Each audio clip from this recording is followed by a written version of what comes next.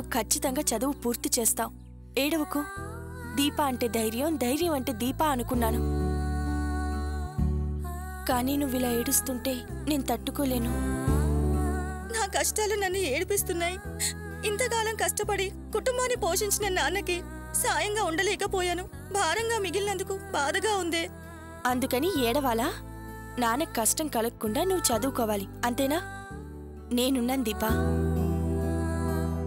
నేను మా వారితో మాట్లాడి నీ చదువుకి డబ్బు కట్టేలా చేస్తాను.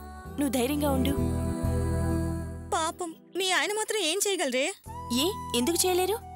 ఆయన బ్యాంకు సమస్య ఇప్పుడు తీరిపోయింది. మోసం చేసిన వాళ్ళు మనసు మార్చుకుని మొత్తం డబ్బు కడతామంటున్నారు. ఆ విషయం మీద ఆయన వెళ్లారు.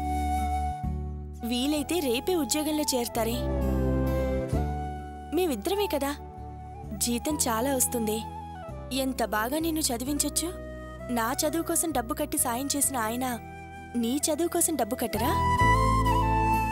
నీ చదువుకు డబ్బు కట్టడంలో అర్థముందే. నా చదువుకి వారెందుకు డబ్బు కడతారు? నేనెవరో తెలియనప్పుడు డబ్బు కట్టారు కదా. నువ్వు నా ఫ్రెండ్వి, నేను నీకు సాయం చేయాలి. అది ఆయన అర్థం చేసుకోలేరా? లేదు శ్రావణి, మీకు అనవసరంగా. నువ్వింకేం మాట్లాడుకో. నిన్ను చదివించే బాధ్యత నాది. సార్ని కలిసి అసలు విషయం చెప్పి సారీ అడుగుదాంరా. మిగతా విషయాలు ఇంటికెళ్ళి మాట్లాడుకుందాం రా.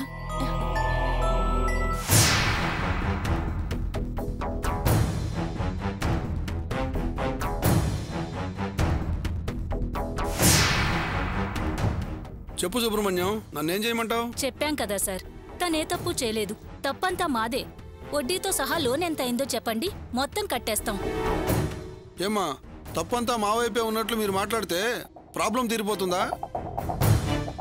సార్, డబ్బు అవసరంలో తప్పొప్పులు తెలియక అలా చేశారు. ఇంకా దాని గురించే చర్చెందుకు సార్? డబ్బు కడతా ఉన్నాక క్షమించడం న్యాయం. సమస్య ఇంత పెద్దదవుతుందని తెలియదు సార్. తలుచుకుంటుంటేనే కునుకు రావటం లేదు. అవును సార్, ఈ ఒక్కసారికి క్షమించొదిలేయండి.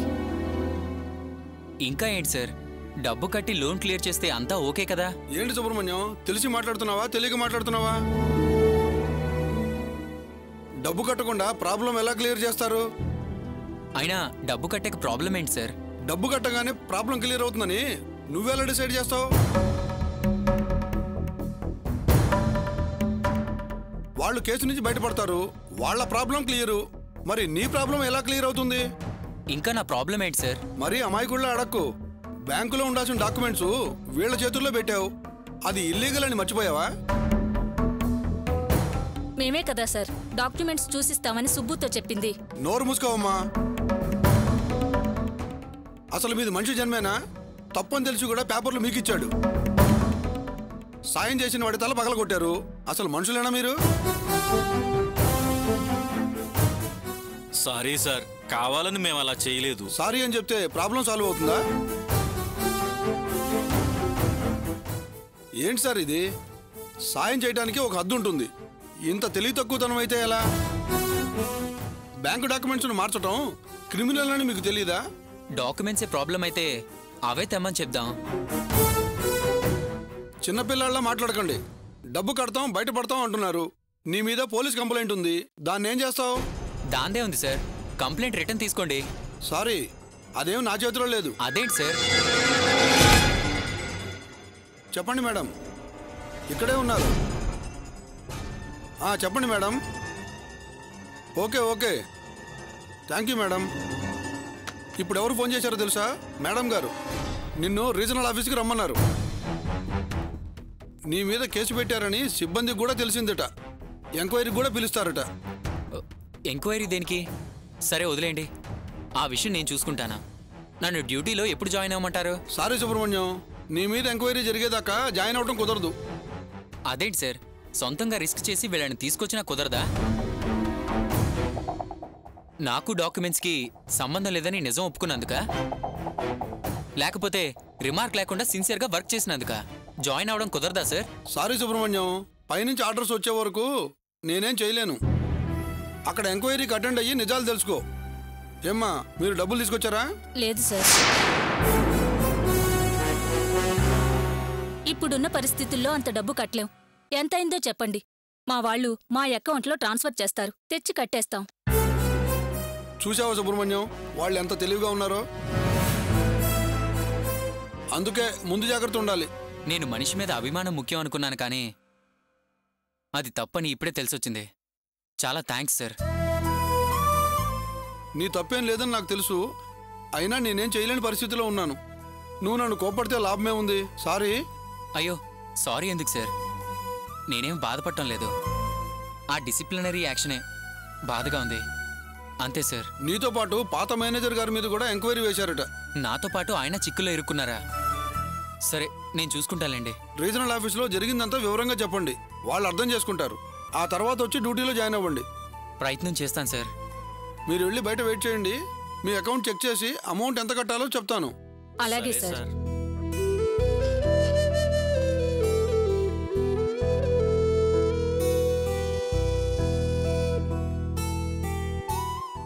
సమస్య పెద్దదయ్యేలా ఉంది. కానివ్వండి, చేసేదే ఉంది. ఏం చేయాలో నేను చూసుకుంటాను కానీ బ్యాంక్లో డబ్బు కట్టాక మా ఇంటికి వెళ్ళి భోంచేసి వెళ్ళండి. ఇంత మంచి మనిషికి ద్రోహం తలపెట్టామా? ఎంక్వైరీ చిన్న విషయమే, వదిలేయండి. సమస్యలన్నీ అవే తీరిపోతాయి. మీరు అలా కూర్చోండి, అమౌంట్ ఎంతో చెప్తారు. నాకు కొంచెం పనుంది, నేను వస్తాను.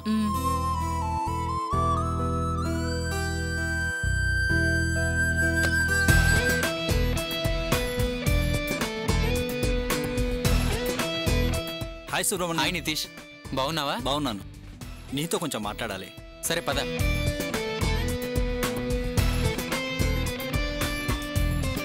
ఏంటి సుబ్రహ్మణ్యం, బ్యాంకుకి రమ్మని ఫోన్ చేశావు? ప్రాబ్లం క్లియర్ అయిందా? ఒక రకంగా క్లియర్ అయినట్టే. ఇంకేంటి సంగతులు? మా ఇంట్లో నా పెళ్ళికి ఒప్పుకున్నారు. ఓ అలాగా, కంగ్రాచులేషన్స్. ఇంతకీ అమ్మాయి ఎవరు? చేయిచ్చి కాళ్ళు అవుతావా? Just for fun. అయినా లావణ్య నీకు ఎక్కడుందని నాకెప్పుడో తెలుసు. మీ వాళ్ళు ఇంత త్వరగా ఒప్పుకోవటం చాలా గ్రేట్. Thank you. థ్యాంక్స్ మా చిన్నాన్నకు చెప్పు, ఆయనే ఈ మూమెంట్ కారణం. అయినా నేను నమ్మను. ఇంపాసిబుల్ అన్న ఆయన ఎలా సడన్ గా ఒప్పుకుంటాడు? అదే ఆశ్చర్యం. ఆయన మన బుర్ర తింటాడు కానీ ఆయన ఆలోచనలు ఎప్పుడూ మార్చుకోడు. కానీ ఈ విషయంలో మాత్రం అందరికీ షాక్ ఇచ్చాడు. ఆయన హడావుడి అంతా ఇంత కాదు, లావణ్య పక్క నుండి తాళి కట్టించేవాడు. ఆయన మార్పు కారణం ఎంత ఆలోచించినా అర్థం కావడం లేదు. సరే వదిలే నితీష్, మనకి మంచి జరిగేటప్పుడు అవన్నీ ఆలోచించే అవసరం ఏముంది? గాయం ఇంకా పూర్తిగా మానలేదా? చాలా వరకు మానిపోయింది, కాస్త పచ్చుంది. దాడి చేసింది ఎవరు కనిపెట్టారా? అవన్నీ పోలీసుల పని, మనకెందుకు, వదిలేసే. ఓకే నితీష్, మనం తర్వాత కలుద్దాం. ఓకే. అయ్యో, అసలు విషయం చెప్పడం మర్చిపోయాను. మహేశ్వరికి మ్యాచ్ చూసాం, త్వరలో పెళ్లి. ఏంటి Nitish, by one get one అన్నట్టు గుడ్ న్యూస్ మీద గుడ్ న్యూస్ చెప్తున్నావు? ముందు చెయ్యి ఎలా ఇవ్వు. ఈ చెయ్యి ఇలాగే తీసుకెళ్లి మహేశ్వర్ చేతికిచ్చి నేను కంగ్రాట్స్ చెప్పానని చెప్పు. అబ్బాయి వాళ్ళ దగ్గర నుంచి కబురు వస్తే 2 పెళ్లిళ్ళు ఒకేసారి చేద్దామనుకుంటున్నారు. గుడ్, మంచిదే కదా.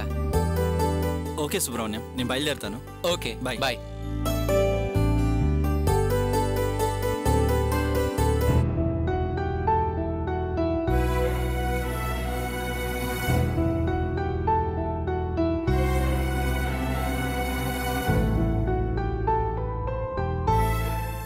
లావణ్య, ఏం చేస్తున్నావే? ఏంటి అదోలా కూర్చున్నావు?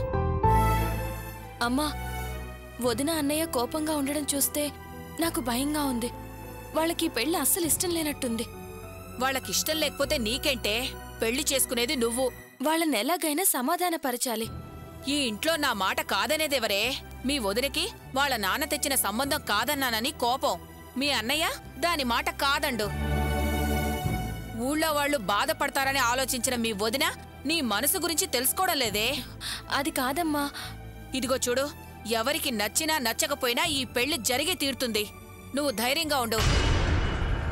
నేను లోపలికి రావచ్చా? రమ్మరా. ఇంత మేలు చేసి గుమ్మల్లో నిలబడి రావచ్చా అని అడుగుతావేంటమ్మా? ఏంటత్తయ్య విశేషాలు? తెలియందల్లా అడుగుతున్నావేంటమ్మా? జరుగుతుందో జరగదో అన్న పెళ్లిని నువ్వే దగ్గరుండి మరీ జరిపిస్తున్నావు. నీ మేలుని ఈ జన్మకి మర్చిపోగల్లా? దైవానివమ్మా నువ్వు. మహాలక్ష్మి లాంటి నిన్ను కోడలుగా చేసుకోలేకపోయానేనని ప్రతి క్షణం బాధపడుతూనే ఉన్నాను. తలుచుకుంటేనే కన్నీళ్ళాగట్లేదమ్మా. ఇప్పుడు నేనేం చేశానని అంతలా పొగుడుతున్నారు? నువ్వే లేకపోతే లావణ్య జీవితం నాశనం అయిపోయేది. దైవంలా వచ్చి దారి చూపించావు కదమ్మా. నువ్వు దేవతవమ్మా. ఎందుకత్తయ్య మీరెందుకు రుణపడతారు? దైవం దైవం అని నన్ను దూరంగా ఉంచుతారా? నేనేమైనా చేయొచ్చు, కానీ నేను మీ కోడల్ని. కాదన్నమ్మా, కోడలివి కాబట్టే బాధ్యతలు నెత్తినేసుకుని దీని పెళ్లి జరిపిస్తున్నావు. పొరపాటు పడుతున్నారు అత్తయ్య. లావణ్య పెళ్లి విషయంలో మా వాళ్ళని ఒప్పించింది నేను కాదు, మీ అబ్బాయే. మా నాన్నతో మాట్లాడి ఈ పెళ్లిని ఖాయం చేశారు.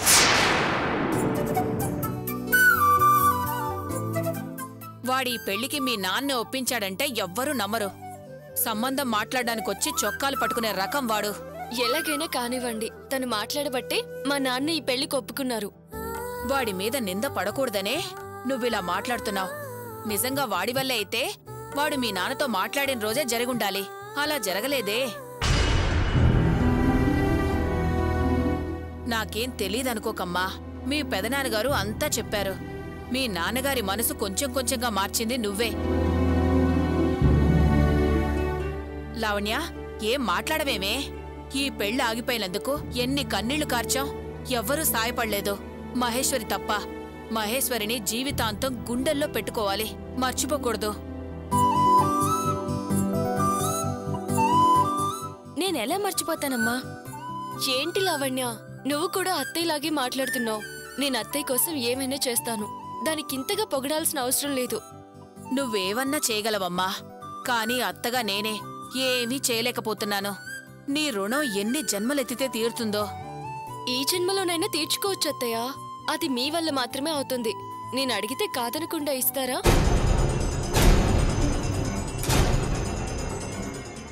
ఏంటమ్మా నువ్వు అడిగేది? నేనిచ్చే స్థితిలో ఉన్నానా? నేనివ్వగలనా అమ్మా?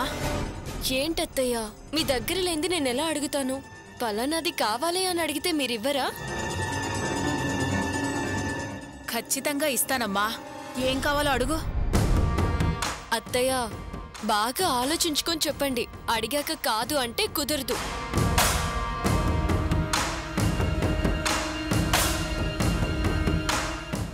ఏంటత్తయ్య ఆలోచిస్తున్నారు? మీ దగ్గర ఉన్నదే, మీరివ్వగలిగిందే. అడుగుతాను, ఇవ్వరా? కోరుకోమ్మా, నా ప్రాణాలు పణంగా పెట్టైనా ఇస్తాను. అడుగమ్మా. దేనికత్తయ్య అంత ఎమోషనల్ అవుతారు? నేనేమైనా పెద్ద పెద్ద కోరికలు కోరుతానా? ఒక కప్పు కాఫీ ప్రేమగా కావాలని అడిగితే ఇవ్వరా? హా, భలే దానివమ్మా.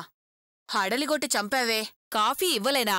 బ్రహ్మాండమైన కాఫీ తెస్తాను, ఉండు.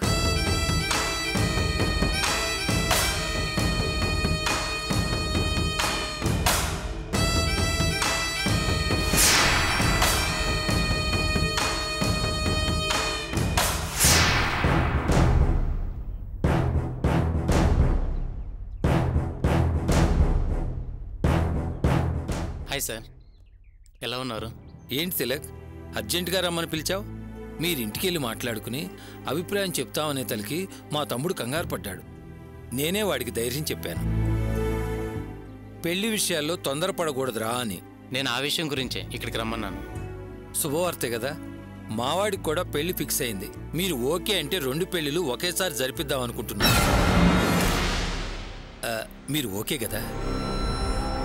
నో, కుదరదండి.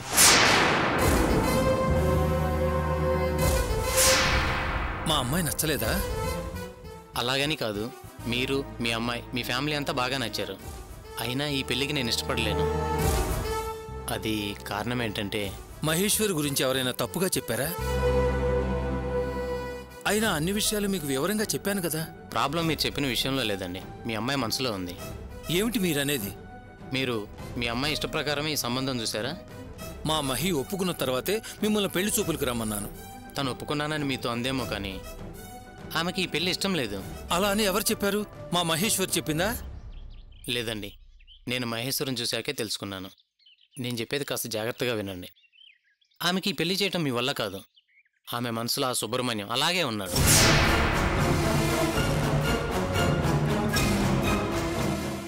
ఎస్, నేను మహేశ్వరం చూసింది మొట్టమొదటిసారి మీ ఇంట్లో కాదు, హాస్పిటల్లో చూశాను. అది సుబ్రహ్మణ్యానికి ట్రీట్మెంట్ చేస్తున్న సమయంలో. అతని కోసం తను ఎంతగా తప్పించిపోయిందో చూశాను. ఈ నిమిషం వరకు తన సుబ్రహ్మణ్యం చాలా సిన్సియర్గా లవ్ చేస్తుంది. ఏమిటి మీరనేది? అతనికి పెళ్ళైపోయింది, మహేశ్వర్ కూడా అతన్ని మర్చిపోయానని చెప్పింది. అలా అని మీతో అబద్ధం చెప్పింది. నేను మీ ఇంటికి వచ్చినప్పుడు తను సుబ్రహ్మణ్యం గురించి చాలాసేపు ఫీల్ అవుతూ మాట్లాడింది. అంతేకాకుండా ఇన్విటేషన్ కార్డు, నిశ్చితార్థం ఆల్బమ్ చూపించి తన మనసులో ఉన్నదంతా నాకు చెప్పింది. తను అది తలుచుకొని ఎంత తల్లడిల్లిపోతుందో మీకు తెలియదు. మీతో సరైన మహేశ్వరి ఈ పెళ్లి ఆపాలని చూసిన సంగతి మీకు తెలుసా? ఏమిటి మీరనేది? పెళ్లి ఆపాలని చూసిందా? అవును. తను నా ఫోన్ నంబర్ సంపాదించి తనే నాకు కాల్ చేసింది. వేరే వాళ్ళ మాట్లాడి తన గురించి తనే చెడ్డగా చెప్పుకుంది. అంత అవసరం ఏమొచ్చింది? కేవలం పెళ్లి ఆపాలనే అమ్మాయి మంచిది కాదు, చూడటానికి వెళ్ళొద్దని తనే నాకు చెప్పింది. తనకిష్టమైన వాడితో లేచిపోతానని కూడా చెప్పింది. తనను తానే అవమానపరుచుకుని ఈ పెళ్లి జరగకూడదనుకున్నా ఆమెకు మీరు ఈ పెళ్లి ఎలా చేయగలరా? మీరు చెప్పేదేమిటో నాకు అర్థం కావటం లేదు. పైకి సుబ్రహ్మణ్యం తన ఫ్రెండే అని అన్నా ఆ సుబ్రహ్మణ్యం తన భర్తని ఊహించుకుంటుంది. తన మనసులో అతని జ్ఞాపకాలు దాచుకుని పైకి మర్చిపోయానని చెబుతున్నా అది అబద్ధం. మాతో మర్చిపోయానని చెప్పి మోసం చేస్తుందా? మర్చిపోమని చెప్పటం తప్ప ఎంత మర్చిపోమని చెబుతామో అంతకన్నా ఎక్కువగా అతన్ని అతని జ్ఞాపకాలనే గుర్తుంచుకుంటుంది. అది నో అని చెప్పడానికే బాధగా ఉంది. తను తెగించి సూసైడ్ చేసుకోవడానికి కూడా వెనకాడదు.